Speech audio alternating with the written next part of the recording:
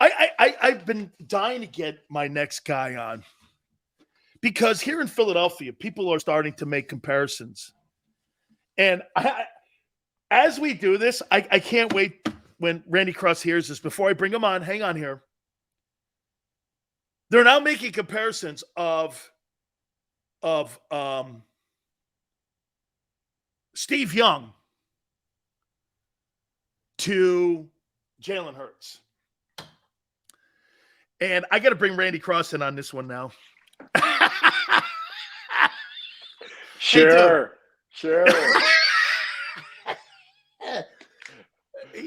I try to explain to people, hang on here. Steve Young led the NFL in completion percentage 5 years in a row. Yeah. Steve, and I'll tell you this, I met Randy, help me out on this, Randy Cross, of course, from CBS Sports. The year Joe got hurt, Steve came in, won the MVP. Then there was the big debate. I was in the league at the time, and I never forget telling people this. Hey, Montana's special, but Young's unique. I mean, there was just a difference. And I want to go here with you on this. That style was not set up for him to be a runner. He left the game because of concussions. What we're seeing with Jalen Hurts now, do you think dual-threat quarterbacks can win a Super Bowl, or does it have to still be won by quarterbacks that play in the pocket? No, I think if you're going to do it, you better do it early because – running all the time, there's a price to that. Steve will tell you, what happens with that. But there's no reason to say, Jalen Hurts can't be the reason they win a Super Bowl. The way he's playing, as effective as he is. I mean, look at defenses these days, Dan, and it's not as simple as zone or man. I mean, it's half the field can be zone, a third of the field can be man, a third of the field, whatever. And if he sees those areas where there's guys with their backs turned and he can take advantage of it, great, do it. And he can throw like crazy. Yeah. But, long term, I don't think it's terribly safe. I don't think it's something you want to do for I don't know if you could do it for a 12, 15-year period. People forget Steve didn't play much the first, few years as he was learning his craft. He could always run like crazy, but he really learned the craft of that offense and where to go with the ball and how to get it out of his hand and when to run. Running to pass is as important as running to run. A lot of quarterbacks just run to kind of save their lives. And Randy, what's crazy is I played against Steve Young in high school, and I thought he was going to be a running back. He went to Greenwich High School, and I thought he was a spectacular runner then. And to your point, I tried bringing this up to people here, and I brought it up because of K1 last night. They paid the guy $46 million. Okay, he had a 7-8-0 start last year. He was 8-0. They paid him the money. Now he's not available until next October. Look at Lamar Jackson. And I think this goes to your point, Randy. Look at Lamar. Last 3 years, he's missing games. Look at Andrew Luck. Hell, I think the guy in Buffalo, if they don't fix that running game up for him, he ain't going to have a long career. So if Hurts doesn't have a giant window, but if they're going to win, they've got to win within the next 5 years because that style of play doesn't last long. No, it doesn't at all. And you're spot on with Zach Allen. I mean, watching him play is so much fun. I mean, he is a throwback. He's a big dude. He's a striping dude. And as big as he is, he sure as hell ain't as big or as fast as the ones that are chasing him. And eventually they catch you. And eventually they get those clean shots. And you don't want the clean shots from yesterday's defensive guys, much less these dudes that are playing now. So, yeah, I mean, it's something you can learn, I think, to temper it. And I believe the longer you're in, even Zach, the longer he's in the league, he'll temper it. And I think, Jalen will do the same thing. As he gets along, he'll learn to, dump that ball to the running back who's 5 yards down the field and may only get another 10 or 12 instead of you running 10 yards and getting knocked into next Tuesday. Randy, how surprised have you been with the 49ers? I mean, I said this comment about San Francisco. I think the Eagles have played the best football of any team in the league all year. They've showed up 13 weeks for a fist fight. However, I do think the 49ers in the last 2 weeks have played the best football of any team in the league. Can you have both when you make that comment? Oh, yeah. Yeah, I mean, who's the best team in the league? Well, it's pretty easy right now. Look at the records. The best team in the league is the Eagles. Who's the one team in the league you want no part of right now? That's San Francisco. And there's no doubt about that. They played a great game. What they're getting out of Brock Purdy is storybook stuff.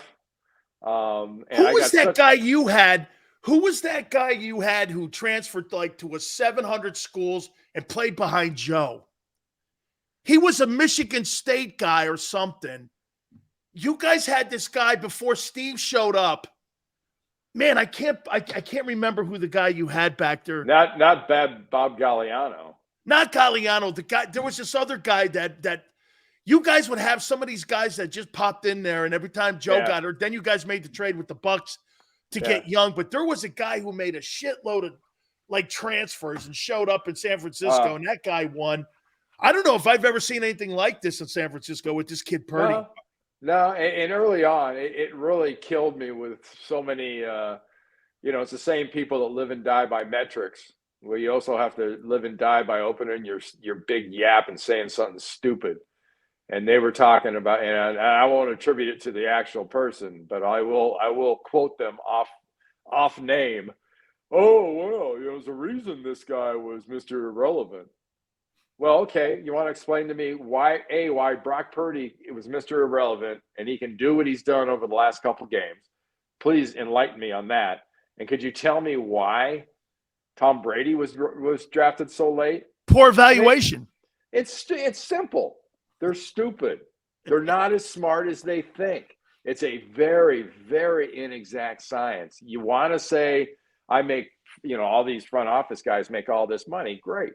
But they don't know. They're guessing. And when they guess at 500, you're throwing parades. So you're going to miss on a lot of guys.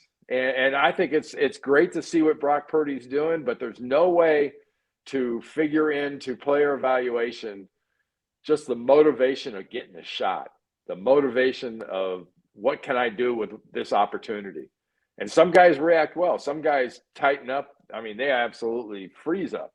But, this kid's not freezing up on nothing. He's something. He really has been something. Will it last? Who knows if it will last. But it's just the latest thing for the Niner fans to dump on Jimmy G. I love Jimmy G, man. I'll tell you what, by the way, that guy's name was Bono. Steve Bono? Yeah, Steve Bono, man. He came and played some really great games for you guys when Joe went down. He's a hell of a venture capital investment banker now in the Bay Area, too, doing a great job. What a shocker, man. I mean, dude, here's my thing on Garoppolo. So Jimmy G is 45, 19, and 0. He's been to 2 of the last 3 NFC championship games. He's 4-2 in the postseason. And I'm like this. I'm not sure what metric you guys look at, but I would gander to say that you could make the argument that this guy in 60, he's got 3 more wins than Montana and Young in 60 games as a starting quarterback in San Francisco. I could make the argument he's in the top 3 quarterbacks. If you want to go Brody and them guys, sure, okay, YA, throw them in there. But this guy's done it. Why is there such a split camp on him, on Garoppolo? I don't know. I mean, I think part of it was the big trade. They made the big trade, invested all that in Trey Lance. So immediately people you're begging for people to take sides. And that's something. And people have more access to, I guess you'd say film, but games. And they see a lot of games and they tape a lot of games and they run stuff back on their TVs. And when they see guys wide open on their TVs, they can't for the life of them figure out why the quarterback doesn't see the same thing. And I mean, you can pick a quarterback. They all don't see wide open receivers. Let me go here. I'm going to circle back to Jalen here on one thing. When you because you guys had DeBerg, and I played with Steve in Tampa, and I always thought Steve DeBerg was a hell of a teammate. I really liked him. He was a fun guy to be around. Oh, Really Ice could spin it. He could throw. He just got bad luck, I think, with Elway and Denver and Vinny and Joe and all that. Really, man, he just ran into a ton of bad luck. Still played 17 years. But for you, Randy, when Montana comes in and you see what that guy does, because they had an experience with Wentz before. I think Carson was good with half the locker room, and he wasn't with the other half. There's these guys that walk in there like Brady and Montana. I've never heard anybody ever say a negative word about Joe Montana, either at Notre Dame or in San Francisco. Is that the key to motivating and going out and playing, and why teammates gravitate to guys like Purdy and some of these guys? And you see that immediately. I mean, did you see it immediately with Joe? You didn't take long watching him on the field. Yeah, I mean, you'd seen him on TV. You'd seen him, in that Cotton Bowl do what he did. And you go, chicken soup game. We could use some of that here. And players, you see guys make plays, and it doesn't take long. You see it in practice. You see it in the preseason. You see it in games. And when they keep doing it, you believe. And when they do it a lot, you really believe. I mean, you buy all the way in, and that's just kind of the way it is. And I think it's no matter what the system is, and no matter what the decade is, or what the whether you're running the air raid or the West Coast, or you're doing 3 yards in a cloud of dust, you got a quarterback that can make plays, you got an edge. You cover college football for CBS, and I'd be remiss if I didn't bring it up. You mentioned air raid there, and I posted a couple pictures. Boy, I'll tell you what, when I heard the news about Mike Leach and the Pirate going down, I'll tell you what, I think he's one of the greatest innovators that we've had in him, Spurrier, and you can go down the list of some of the guys, but just your take on Coach Leach passing, and, the Mississippi State family and everybody around the country. You just see the outpour of how people respected him. Your take on that, Randy? Yeah, I mean, have you seen college and high school and 7-on-7 and pro football over the course of the last 20 years, especially the NFL over the last 7 to 10? I mean, the biggest influence, much like the biggest influence Bill Walsh was back in the 80s, I think what Mike Leach and Hal Mumme brought to football, it percolated. It didn't, like Bill's stuff went from up to down. It went to all levels of football.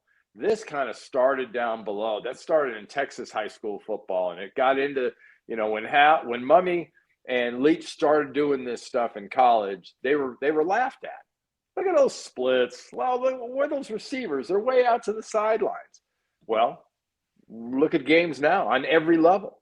That's what people are doing, and that's the influence that Mike Leach has had. To his own detriment at times, he had a tendency of speaking his mind, and he had a tendency of making fun of himself and everything else whenever he got a chance. And he never took anything real seriously besides football and family. And, it's a legacy Randy, that he can be proud of. I would say, Randy, like you mentioned some of the names, but I would say the biggest influences on throwing the football, Zampese, Walsh, Coryell, those guys, you see it in the game today so much more, because the first thing you're trying to do is spread it out. I tell people that your offense, I mean, when we played against you guys, dude, the first thing that those scripted 20 plays that nobody did it. Here's the Niners, 7 points, 3 points, 7 points, always in the opening drive. You're always down because you guys had practiced that. The first 10 plays, I would imagine you practiced that in practice every single day. And then you guys knew what the first 10 plays were, because it was, and when you watch the league today, I see the influence of Bill Walsh all over the place. Yeah. Yeah. And yeah, that's just sort of the reality. That tells you how far ahead he was in a lot of these really top, organizations. The way they run their organizations, the way they play football, is a reflection of what Bill did back then. So, and I think people will eventually look at what Leach did with offense much the same way. Because, I mean, nobody did the stuff that Mike did. And, you get Cliff Kingsbury, though he's not exactly that high thought of right now because of what's going on in Arizona. But his offensive theme, McVay, the rest of them, you can trace it to Bill, but you can also, there's a lot of stuff stolen out of the playbook of Mike Leach and Hal Mumme. Last two questions for you. Do you think the college football playoff voters got the Final Four right, or do you think Bama should have been in there? I'll be honest. I think it ought to be a flexible system because I'm not a believer that if you can't identify a solid 4, then you're being robbed if you don't have 12. So, yeah, I mean, that's how I would have had Alabama in there playing Georgia, and I would have had Michigan and Ohio State playing again. And then we'd figure out who the really best team is. Nick, there was a lot of truth to what Nick was saying on that Saturday night. Everybody wanted to make fun and say it was sour grapes and everything else. But honestly, if you put his football team no shit against everybody but Georgia, the other 3 teams especially, they're favored by 5 points, depending on the location. You know what? I got to tell you, man, I think, Alabama could be favored by 10 over Michigan and Ohio State. Oh, I don't know, man. Ohio State didn't look that impressive. They got run off the field by a team, that Michigan team. Just your thoughts. You think Michigan's better than they were a year ago, or do you think it's going to be the same result? Georgia's going to wax them in the final. I think they're better. I think their O-line has improved, which is a scary thought if you follow what goes on up front. Their O-line won the Joe Moore Award last year, and they're that good at least this year. The running game is incredible. You lose a guy like Blake Corum, and you don't miss a beat. Your running back goes for over 400 yards in 2 games after the guy gets hurt. No, that team's pretty good. And how did they beat Purdue? They beat Purdue throwing the ball. They didn't beat Purdue running the ball. So that's a scary thing. I think they're much improved, and I think Ohio State's not quite as bad as that Michigan game made them look. I think Michigan's just going to truck TCU. I don't think that game's even close.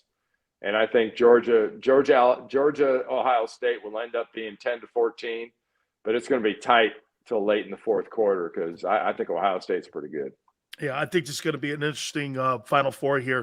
Randy, thank you so much, man, and happy holidays to you. I know you've been swamped lately and you found time for us. Should be an interesting stretch run here, too, for the NFL, and can't wait for the semifinal games of college football. Thank you, brother. I appreciate you doing this. Anytime, Dan. You bet. Randy Cross, CBS Sports. All right, we're going to take a quick time out.